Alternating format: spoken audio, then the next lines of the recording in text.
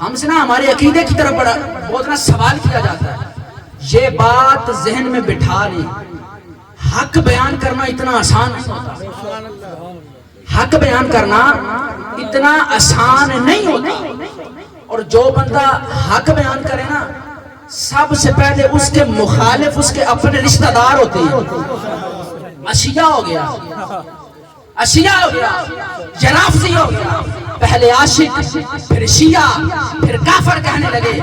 یا علی آپ کے عشق میں ہم ترقی کرنے لگے. ہم تو علی کے عشق میں ترقی کرنے لگے ہیں.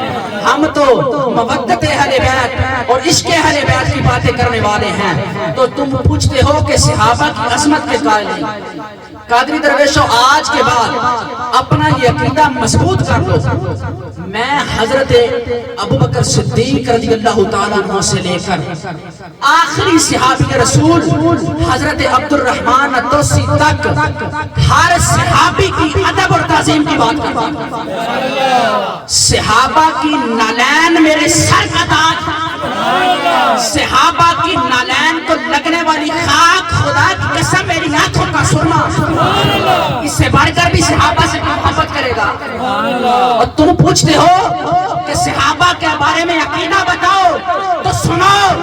میں حضرت ابوبکر صدیق سے لے کر حضرت عبد الرحمن الدوسی تک ہر صحابی کو سر کا تاج مانتا ہوں.